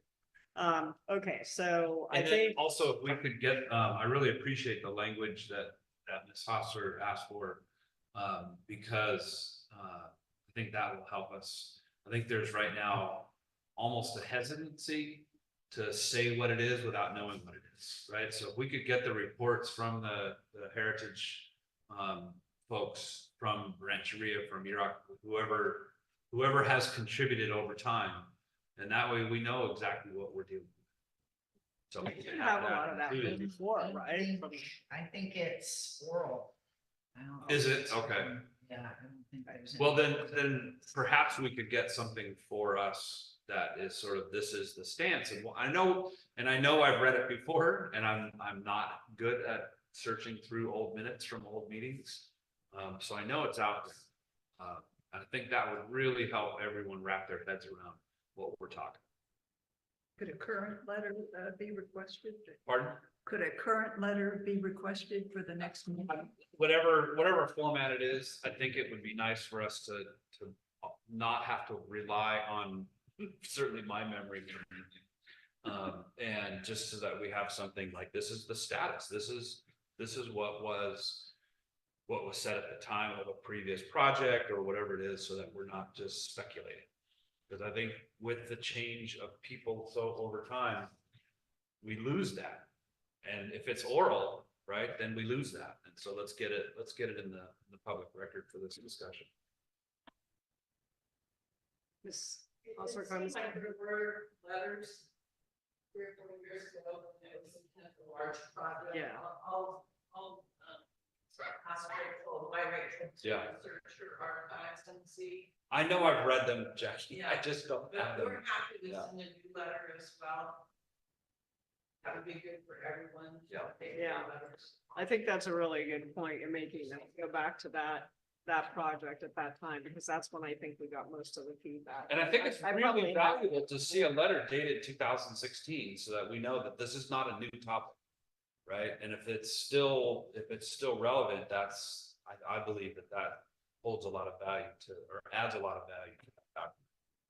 This is not a current thing, this is a forever thing. All right, does that help? Yeah. Looking at staff. Do we have a plan? I think we do. Do you want me to recap, or do you want to, or? Well, you want us to come up with some options and also to do some research as to what some of the concerns are from the past. Perfect. All right, and then and then we'll talk about getting it agendized on the council meetings when staff is ready. And in the meantime, maybe you can just put it in your staff report next time you like, because I'm guessing that we won't have it maybe for the next meeting. Thank you, everyone, for your thoughtful approach to that topic. It's a difficult one, but it's, in the end, it'll be a happy thing. It's a happy trail. Okay, I think there's a song. All right, number 3, discussion decision regarding resolution 2024-05 opposing state of California ballot initiative 21042A1, the Taxpayer Protection and Government Accountability Act. This is a little bit of a dry part of the meeting, but we will get through it. Come on now. Yeah. It's just a sexy. Yeah, okay, so the League of California Cities has asked cities to take a position on this. The league opposes this measure proposition that's planned for the fall in November. It's called the Taxpayer Protection and Government Accountability Act, but according to the league, they call it the Taxpayer Deception Act. And so far, over 200 cities have produced resolutions opposing this. It basically would raise the current threshold of 51% basically to pass a measure of 50 plus 1 to 3/4, which would be 67%. Opposed. Yeah. So as a result, it would make it difficult for cities to pass any kind of measure. And as a result, that's why the league's taking this position. So I prepared 2 pages in the staff report indicating the impacts that this would have. And then also attached is a resolution that was suggested by the league showing opposition to the submission. And other than that, from my recollection, the legislature has passed and approved another measure that would be on the ballot at the same time, requiring any measures that are changing from 50% to 67% to also be passed by 67%. Is it retroactive? Well, they originally wanted to do it for March. Okay. They were unable to do it for March, but considering they're gonna be on the ballot at the same time, I'm thinking if that has more votes, the courts would probably interpret that would, the will of the people, yeah. All right, any questions for Eli on this? Okay. Any questions from the public regarding this ballot initiative? All right, bringing it back to the council. To approve the resolution in item number 3. 2024-05. I'll second. All the.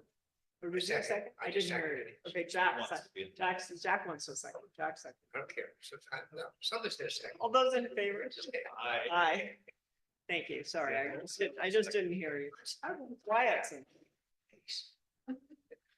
All right. Woof, it's time for the discussion decision regarding appointment of members of the Animal Advisory Committee.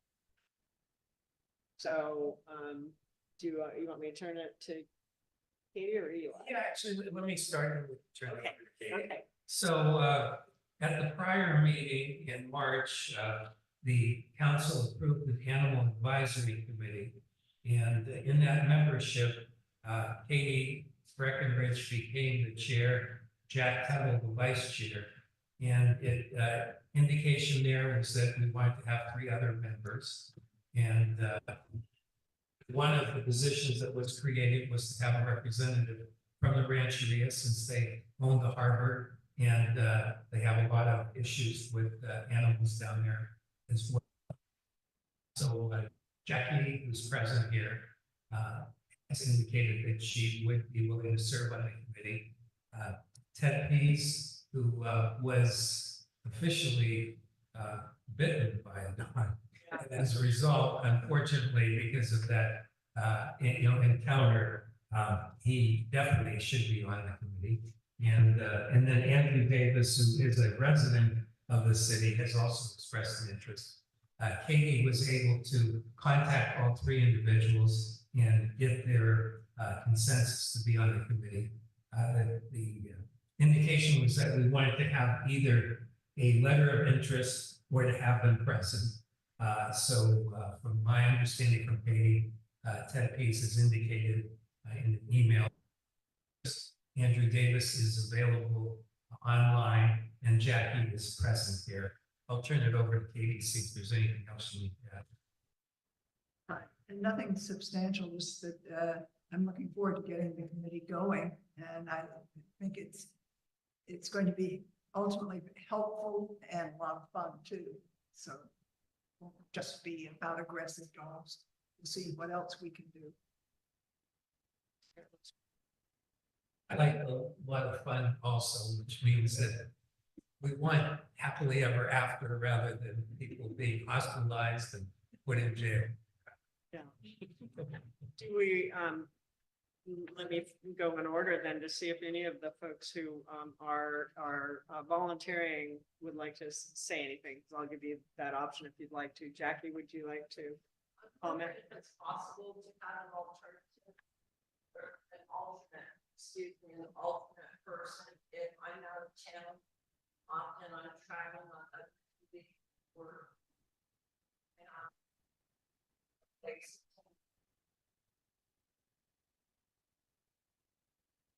It would be fine.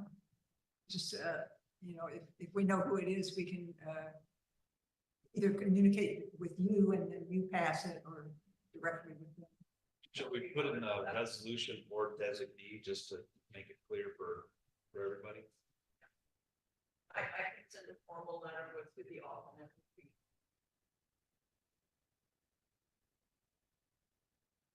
All right, and Andrew. Hi, everyone. Just looking forward to getting started with Katie. Thank you for volunteering. No problem. Any, let's see, we don't have Ted, so I think that's it. Unless there are any other comments from the public, either for or against the volunteers, Mr. Johnson. Do you want to volunteer, Richard, for the Animal Advisory Committee? Oh, if all you're discussing right now are the members of the team, I'm perfectly fine with that. I'm sorry, I was going to make a comment on more general on the whole issue. Oh, okay. Yeah, go ahead. I think it's a great idea. I think public participation in this issue is very important. I just have a question, though. I'm curious as to why we don't have someone from law enforcement on the team. My feeling is, in just brief discussions that I've had with other people, that a lot of these kinds of issues that we have in small town like Trinidad is down to how we implement these ordinances or laws. And I appreciate the fact that we've got some very great experts that are going to volunteer for it, for the team. But and I just feel like we're missing something when it comes to, excuse me, actual implementation of anything that comes out of the team. Thank you. Respond? Yeah, really. Richard, the animal control officer and or veterinarian, as needed, can be called to the committee. In addition, I think I want to start with a small group and see where we go. It may be that you're absolutely right, and that, you know, we need some teeth to join our committee. But I'd like to start and get the ideas sort of more formed up before we address them. And if I could comment, so ideally, we would invite the animal control officer to every meeting. They would be present at every meeting, ideally, but not as a voting member. But the intent was to have the committee made up of the local people who would be voting, but the animal control officer would be someone who could make recommendations and then be there for implementation, but not a voting member. That's how it's structured. So I should get in touch with the animal control officer. Yeah, and we should, include them, like every time we have a meeting, that we would send them an email. But yes, and then I could work with you too on that. But we'll also have a staff member present. Perfect. All right, well, I think it's wonderful that we have volunteers already for this committee, and I would move to approve Jackie, Andrew, and Ted. There, I should change. Yeah, do you want to second it? Oh, all right, yes, I will second it. All those in favor? Aye. Aye. Okay, thank you. All right, the next one is, next topic, excuse me, is the November 2024 city election and sales tax measure update. Yeah. This agenda item is kept in the back burner of every agenda, being the last item that we'll see probably leading through the November election. And it's there just to keep us accountable, to keep us on task. I like it because it helps me, but it also will help council members keep staff on task. And as we look at April in this calendar, we were supposed to this month discuss possibly the April water rate adjustment. This calendar was put together back in January at the turn of the year. And also to discuss the sales tax extension, which we wrapped up last month, so we can check that box. But the water rate adjustments, just so everyone is aware, that will be coming forward most likely, I think, Eli, May or Yes. we pushed it back just a little bit because we're spending a lot of time technically analyzing those rates, which don't necessarily have to do with the upcoming election, but all these things are going to come to a head here in the next few months, making, quite a bit of heavy lifting required during the May, June, July budget adoption. So for right now, we are relatively on task with the exception of the water rates, which pushed back possibly up to a quarter. And I say a quarter, meaning we were hoping to have them implemented by July 1st, which now could be sometime, hopefully before September, if not sooner.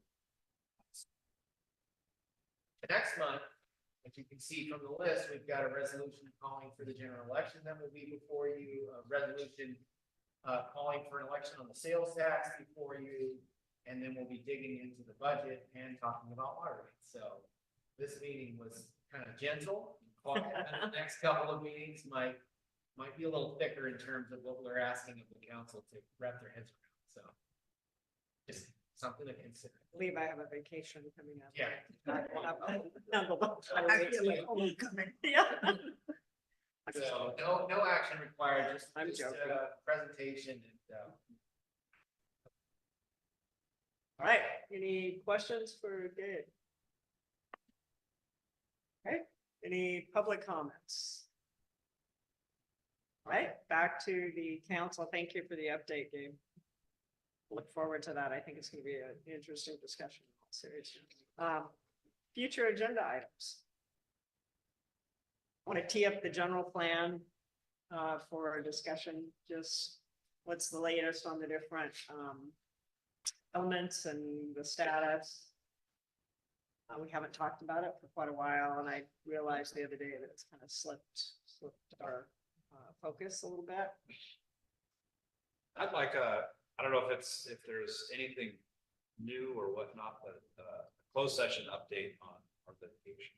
It seems like we haven't had any discussion about that. I thought things were happening. So if there's anything substantive, Eli, that can be given to the council, that would be good. Yeah, actually, Russ originally had wanted to have it on the agenda either the last meeting or this meeting, but it's still being discussed amongst the attorneys. Okay. So we didn't have anything concrete, but I'm sure we're gonna have something in May. It just, yeah, it was more of a feeling like, man, we haven't heard from this for a minute. So, yeah, but only if there's some substance. Other topics? I'm curious about a PWA, and we heard about it. We talked about it, but maybe we could get a feel of where they are. They've been continually doing things, I believe, for us, so we can update what they've done, where we are with their research. We should. This is a big topic, but annexation, I don't think that's something we're gonna get to in the next couple of months, but we did talk about maybe just starting with some education on, having a presenter come and just talk about it. And maybe that's somebody from, forget the acronym. LAFCO. Thank you, LAFCO. And seeing what we have coming with the general election and the budget. I mean, that Yeah. certainly takes precedence, because we need a budget July 1, right? So we only have 2 months for that. So maybe a summer project, and I'm not trying to like Oh, no, overstep, but I that's think, exactly right. I think a summer project of getting the council and the community up to speed on annexation Yeah. would be useful. Post the water rates study in the budget and some of those other things. All right, any public items, Jackie, please, that you'd like to see us discuss in the future? Thank you, Mayor. I'm just wondering, and you might have just talked about it, I'm not hearing everything. But on the TAS case that we have, the litigation, is that what you brought up? Yes, that's Steve. My concern for the Rancheria is the tri-management team meetings being public. I thought they were supposed to be public. I've gone back over 2 years on the public calendar. I'm not seeing them being posted. We are patiently waiting as well for the litigation to be completed. But we should be able to participate as a public member. If there's executive session, I think that would be reported out into a public session. So, I mean, there's a lot of effort, and I really applaud the city for working closely with Yurok Tribe and TAS, but we should be an equal partner in closures of trails, in everything in and around the city of Trinidad. We don't get that same communication. Eli and I do well communicating with each other, except I don't feel that the awareness of making sure that Rancheria is getting the same notifications. Appropriate. Just wanted to bring that up, and ask the question as to why those meetings aren't posted in public. And then, in the future, we would like to get those notifications. I think it would be good, so that they've been closed recently because of the cultural sensitivity. But last time, I think Eli and I spoke about this. We talked about maybe, I mean, I would like to see a public portion, and then maybe if there are cultural sensitivities, then that could be in the closed part of the meeting, because like we, you know, council hasn't been able to participate either, so. Anyway, I don't know if that's possible, given the subject matter, but if so. Yeah, like you said, council hasn't been able to participate. And initially, the management team said they wanted to have council participate. Right. And then we made it clear to them that the only way that the council could participate is if it's done in open session. So yeah, I mean. It's a bit of a like catch-22. Exactly. Yeah. So ideally, you know, like the mayor is saying, and I had indicated the same thing, is that we can try to have as many public meetings as possible, and then have executive sessions as part of that. So we'll try to see if they can do that. Otherwise, ideally, we can open them up a little bit more. Unfortunately, sometimes they just say there's going to be something that's cultural, and as a result, have it closed. And, so we'd like to open them more. Maybe we can schedule, a portion that's closed or something, because I think it was council would part like of to. your, research you did with your legal counsel, and there was, you know, The G to G protocol. yeah, and part of that was having those meetings open regardless if TAS or your tribe want them open, there has to be a public portion that is open based on your policy. So just wanted to remind everybody of that in its own way. And the trails should be talked about in session. If we're talking about remains or burials, I understand that being in closed session, but it can be reported out in such a way that those kind of sensitive details are not discussed. Thank you. Thank you for. Other comments? Okay. I was going to ask something just real quickly, and this is separate from our meeting here. We do have Jennifer online. We have Anton present. We have Dave present. Normally, we have our staff meeting at 3 o'clock on the day after, which would be tomorrow. Staff has a meeting at the Rancheria at 3:45. So I'm going to suggest, number one, either we have our staff meeting and get your opinion tomorrow at 2 or Thursday at 3. So, yes. One or both or whatever. That's flexible. Okay. 2 or 3, 2 tomorrow, 3 on. Okay. Jennifer, can you hear us? So anyway, It's right here. No. you were still. Yeah. How did Yeah, that? that's okay. So Jen, Read tomorrow for. so tomorrow, we just mentioned staff is. Start calendaring now. Normally, we would have it tomorrow, I have a meeting at the Rancheria, with some staff members at 3:45 tomorrow. Hey, guys. We have it tomorrow at 2, or we have it at 3 o'clock. I'm gonna go ahead and adjourn the city council Okay, meeting, that's fine. but So those she's here now. staffs. I did it before because she was still on. All right, I was gonna